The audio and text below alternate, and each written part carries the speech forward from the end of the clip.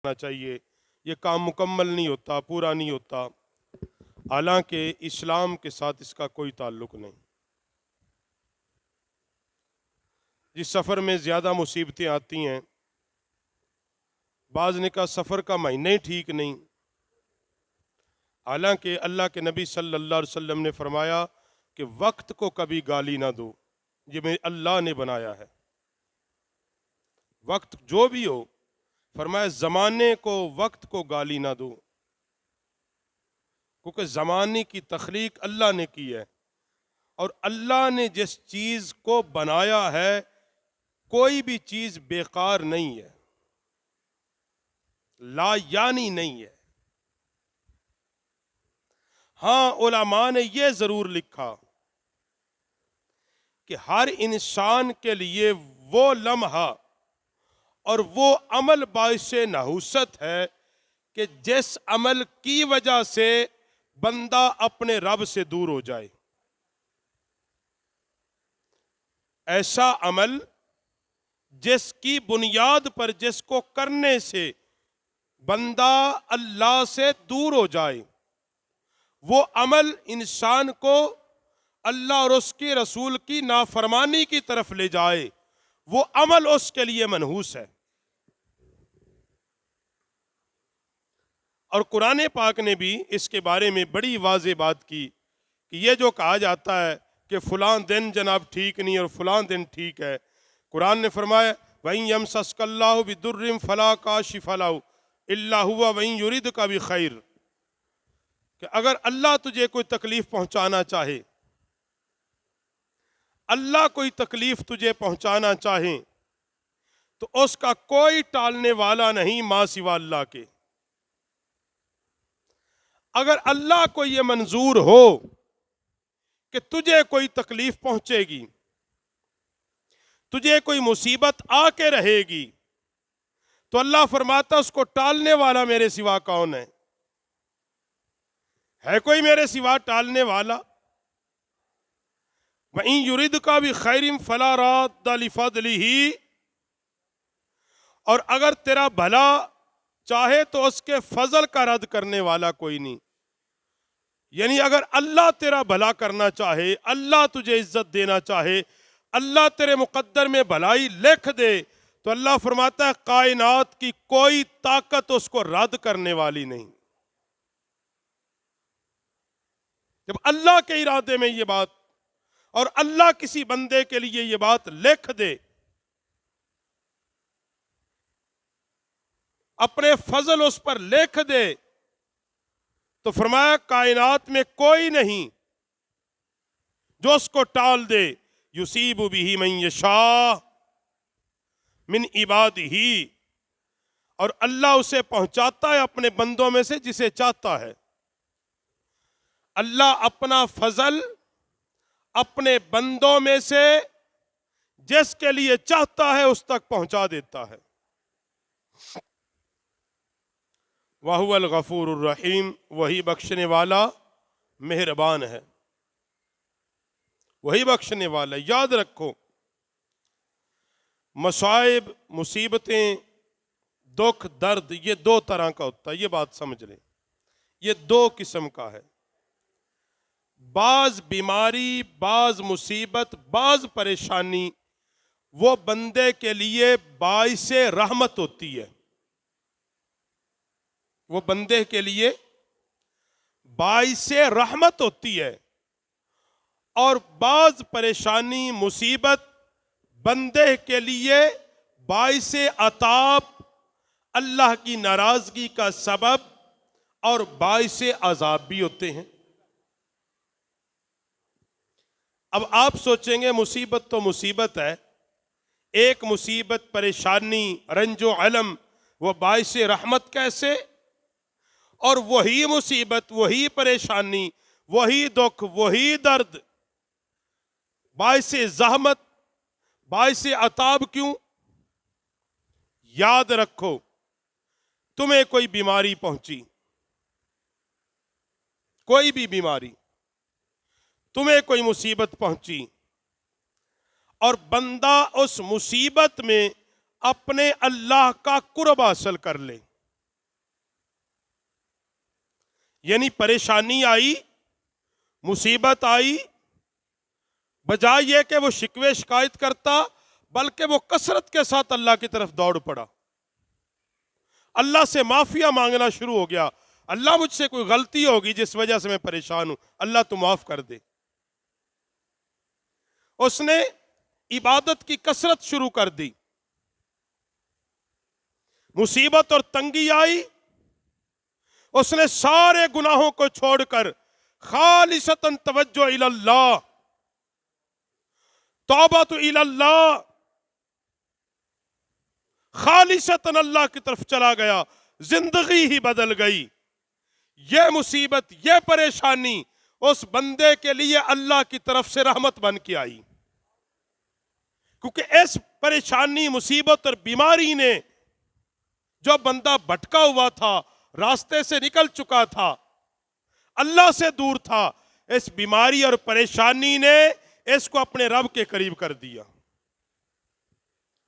مصیبت آئی، پریشانی آئی، بندہ اچھا بھلی نمازیں پڑھتا تھا، 5 وقت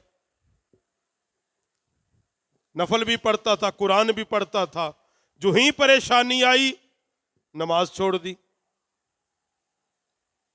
پریشانی آئی مسجد چھوڑ دی، پریشانی آئی وظائف پڑھنے بھی چھوڑ دیے، پریشانی آئی صدقہ خیرات چھوڑ دیا۔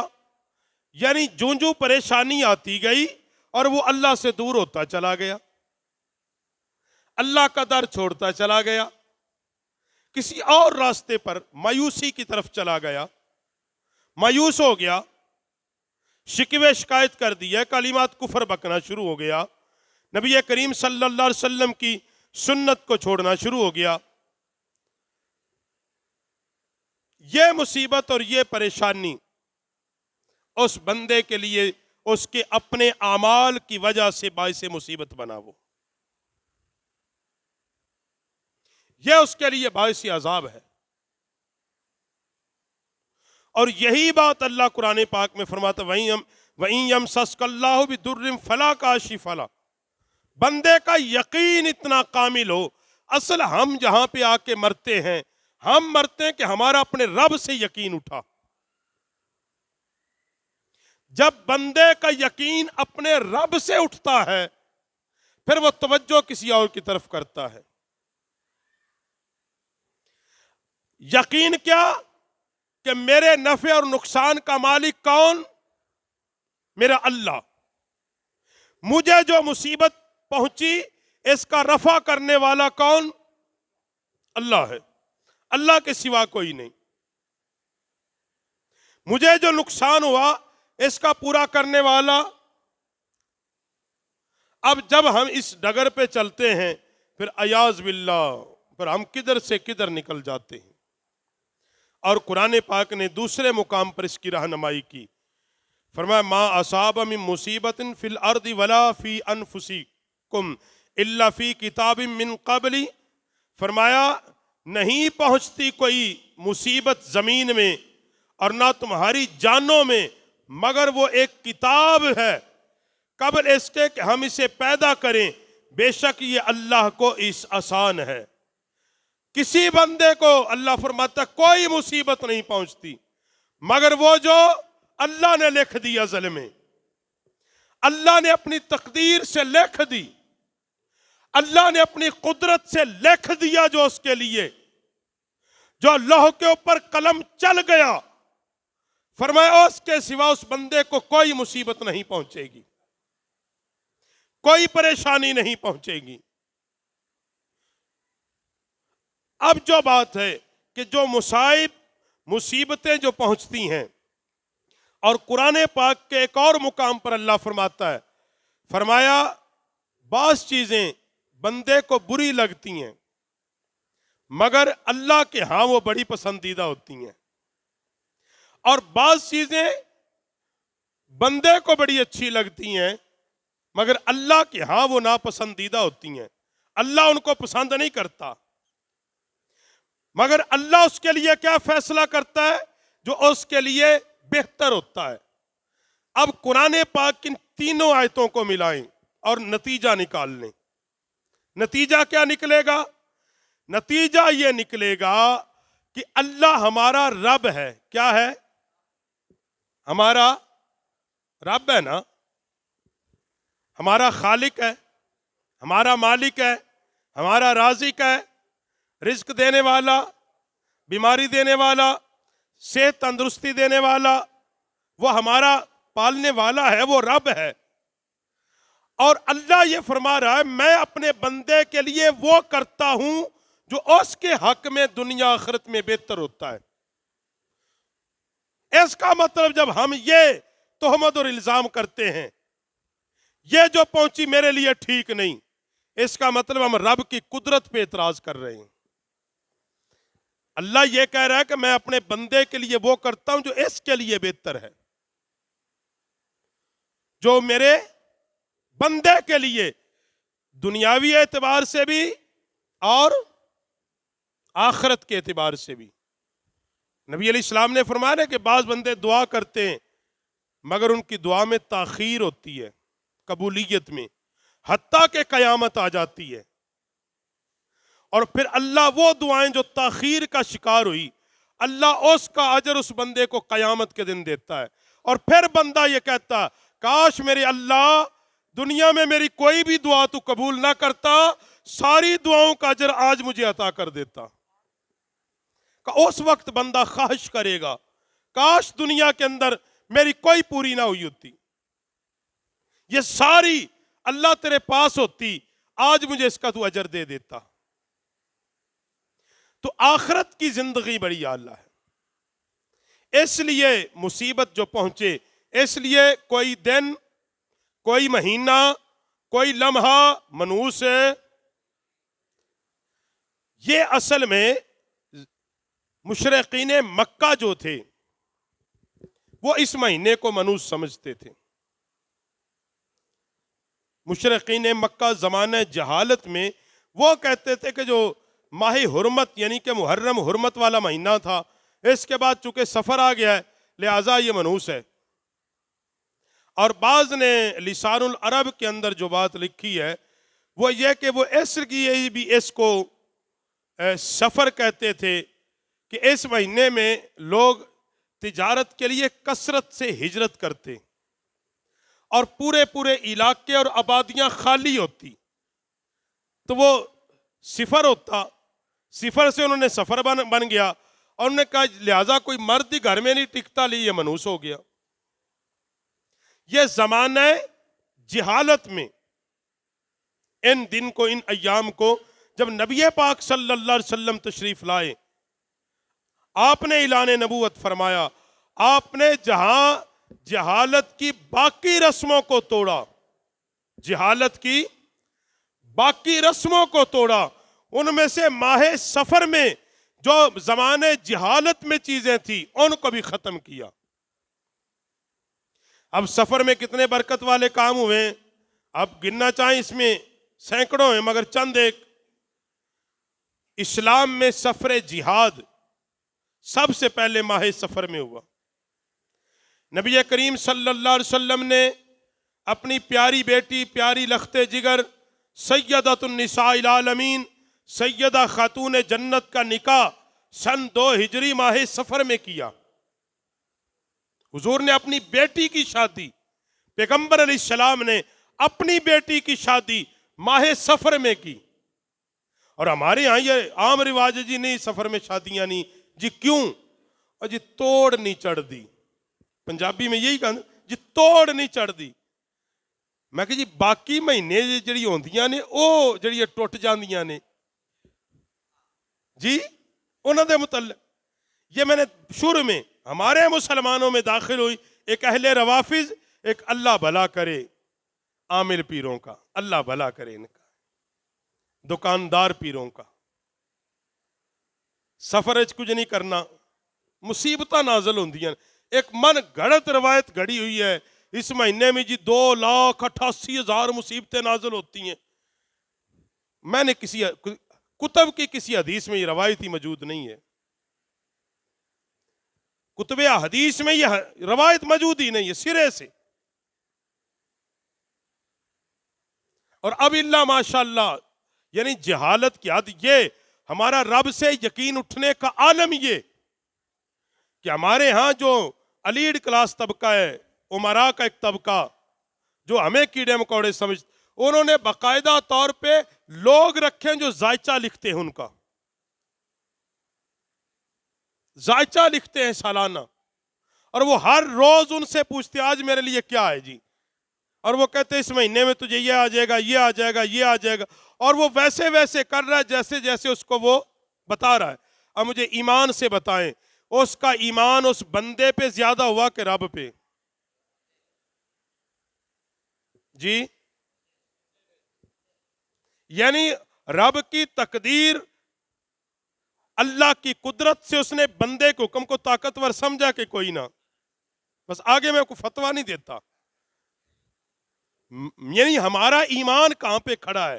ہم دعویٰ یہ کریں کہ اللہ اکبر، اللہ سے بڑا رب کوئی نہیں۔ دعویٰ یہ کریں کہ جس کو ہم اللہ کہتے ہیں اس سے زیادہ طاقتور ہے۔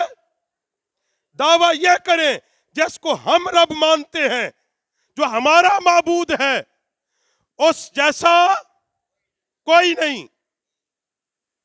ساری قدرتوں کا مالک وہ اللہ ہے، سب کو شفا دینے والا، ساری کائنات کا حقیقی خالق، حقیقی مالک، حقیقی رازق اللہ ہے۔ ہر تنگی اور ہر آسانی کا مالک اللہ ہے۔ جب یقین یہ ہے، یہ زبان کا دعویٰ ہے، مگر ہم اس پہ یقین کیوں نہیں کرتے؟ سوال یہ کہ ہم اس پہ یقین کیوں نہیں کرتے؟ مطلب کیا نکلا؟ ہمارا ایمان کمزور ہے۔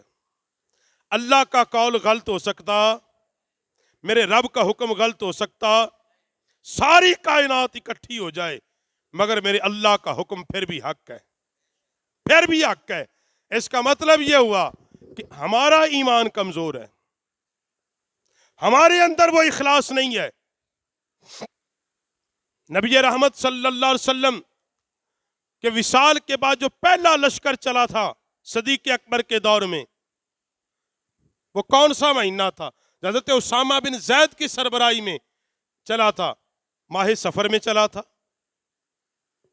اسلام عرب کی سرزمین سے نکل کر اور بالخصوص آذربائیجان پر جب اسلام کا پرچم لہرایا، ماہ سفر تھا، ماہ سفر تھا۔ نبی پاک صلی اللہ علیہ وسلم کی بارگاہ کے اندر حضرت ابو العاص 40 بندوں کا وفد لے کے آیا، آ کے گفتگو کی، ابھی مسلمان نہیں ہوئے تھے، گفتگو کی، ایک بات یاد کرائی کہ یا رسول اللہ، آپ کے آباء و اجداد اور ہمارے آباء و اجداد آپس میں رشتہ دار تھے، رشتہ دار تھے۔ میرا نبی کھڑے ہو کے ملا ان سے، استقبال کیا، اہلاً سہلاً مرحبا۔ اگر یہ بات ہے کہ تیرے آباء و اجداد اور میرے آباء و اجداد رشتہ دار تھے، حضرت ابو العاص اتنے متاثر ہوئے، فوراً کلمہ پڑھ کے مسلمان ہو گئے۔ اور ماہ سفر تھا، یہ بھی ماہ سفر تھا۔ اس لیے حضرات یاد رکھو، یہ بدشگونی ماہ سفر کے بارے میں ذہنوں سے نکالو۔ اسلام کا کوئی تعلق نہیں اس سے، بالکل اسلام کا کوئی تعلق نہیں۔ شریعت نے کوئی ایسی پابندی نہیں لگائی آپ پر جو آپ اپنے اوپر لگائے بیٹھے ہیں۔ اسلام نے کوئی پابندی نہیں لگائی۔ جب یہ کہتے ہو ہمارا رب اللہ، تو پھر اپنا ہر کام کس سپرد کرو؟ اللہ کے سپرد کرو۔ تو حضرات گرامی قدر، اس لیے ماہ سفر کو یہ سمجھنا کہ منحوس ہے، یہ ٹھیک نہیں ہے۔ یہ ماں سوا جہالت، لا علمی، کم علمی، اس کے سوا کچھ بھی نہیں ہے۔ تو حضرات گرامی قدر، ہمارا پیارا وطن اس وقت ایک مصیبت کی زد میں ہے۔ ہم کیا کر سکتے ہیں؟ ہم کم از کم ان کے لیے دعا کر سکتے ہیں۔ ہم کم از کم ان کے لیے دعا کریں کہ جو سیلاب کی زد میں آ کے لوگ شہید ہو گئے، اللہ ان کی بخشش کر دے، اور جو بے گھر ہو گئے اور جو بے سر و سامانی، اللہ رب العالمین اپنی رحمت سے اور اپنے فضل سے ان کے اس نقصان کو پورا فرما دے۔ اللہ اپنے فضل سے ان پر مہربانی کر دے، اور ہمیں اللہ کی طرف رجوع کرنی ہوگی، اللہ کی طرف سے رجوع کرنی ہوگی۔ میں کل پرسوں ایک جو میرے پاس صاحب نے بھیجا ایک اہم کوئی تجزیہ نگار یہ بات کا ماہر وہ اس بارے کا ماہر مشیت تھا، یعنی وہ سیلاب کے جو لوگ ہوتے ہیں ماہر، وہ کہہ رہے تھے کہ یہ جو پانی آیا ہے یہ سیلاب نہیں ہے. انہوں نے کہا ہم اس نتیجے پہ پہنچ رہے ہیں، بلکہ پہنچ چکے ہیں تقریباً. اس نے کہا ہم یہ سمجھتے ہیں یہ سیلاب نہیں ہے. اسے پوچھا گیا کیوں؟ اس نے کہا سیلاب پہلے بھی آتے ہیں. سیلاب کا طریقہ ہوتا ہے کہ وہ ایک طرف سے پانی کا ریلا چلتا ہے اور پھر وہ چلتا ہی جاتا ہے. جو پیچھے نقصان کرتا ہے وہ تو کرتا ہے، پھر وہ آگے نکل جاتا ہے. مگر یہاں کچھ ایسا ہوا کہ پوری پوری آبادیاں پیالے کی طرح بن گئی ہیں. جہاں زمینیں ہموار تھی اس نے گڑھے بنا دیے ہیں. یہ نہیں ہو سکتا کئی مہینے پانی نہ خشک ہو. جہاں پورے پورے گاؤں تھے نشان مٹا دیا اس نے. اس نے کہ اس لیے ہم سوچ رہے کہ یہ ایک عام سیلاب نہیں تھا. تو بات وہی ہے، یہ اللہ کی پکڑ تھی. ہمیں اس رب کی طرف جھکنا ہوگا. اس نے کہا سیلاب ایک بار آتی ہے، بار بار پانی کے جو ریلے آئے بار بار، اور کوئی ادھر سے آیا کوئی ادھر سے آیا اور پورے پورے علاقے پیالے کی طرح بنا دیے، بعض جگہ جھیل کی طرح بنا دی. کہتا ہے یہ سیلاب کے منظر نہیں ہوا کرتے. تو بات کرنے کا مقصد ہے حضرات وہی بات جو قرآن پاک میں اللہ پہلی امتوں سے کہہ رہا تھا. پہلی جتنی امتیں تھیں جب ان پہ عذاب ہے اس سے پہلے اللہ ایک بات کرتا ہے، فرمایا نبی ان کو کہہ دو اللہ کے امر اور اللہ کے حکم کا انتظار نہ کرو، توبہ کر لو. اللہ حکم کا معنی ہے یعنی اس بات کا انتظار کرتے ہو اللہ تم پر عذاب بھیجے. فرمایا جب اللہ کا امر آ گیا پھر اللہ کے امر سے تجھے بچائے گا. بس ہم مسلمان ہیں اس وقت، پوری دنیا عالم اسلام، یہ اتنی میرے پاس وقت نہیں ہے، پوری دنیا مسلمان پورے عالم اسلام جس بھنور کے اندر پھنسے ہوئے ہیں اس کا اندازہ نہیں ہے آپ کو. ہاں وہ جس طرح پھنسے ہوئے ہیں اور جس طرح وہ ذلت و رسوائی نوبت یہاں تک ہے کہ پورا عالم اسلام کفر کی زیر نگیں ہے ہر لحاظ سے، قانونی طور پر، اخلاقی طور پر، ذہنی طور پر، مالی طور پر، معاشی طور پر، نظامی طور پر، انتظامی طور پر. اور جب کوئی مسلمان کمزور ہوتا ہے تو بزرگوں نے کہا ہے وہ اسلام کی کمزوری ہے. آج کیوں ہم نے اسلام سے منہ موڑا، ہم نے قرآن و سنت کو چھوڑا، اللہ رسول کو چھوڑا، اس کا نتیجہ یہ ہے ذلت، رسوائی، پسپائی. یہ آج ہمارے مقدر میں لکھی جا رہی ہے. حل کیا ہے؟ ہم پھر سے اپنا تعلق اپنے خالق سے جوڑیں، پھر سے اپنے فیصلے اللہ کے قرآن کے مطابق کریں، نبی رحمت کی شریعت کے مطابق کریں. اللہ رب العالمین ان مصیبت زدوں کی مصیبت دور فرما دے. اللہ پاک دنیا آخرت میں مہربانی فرمائے.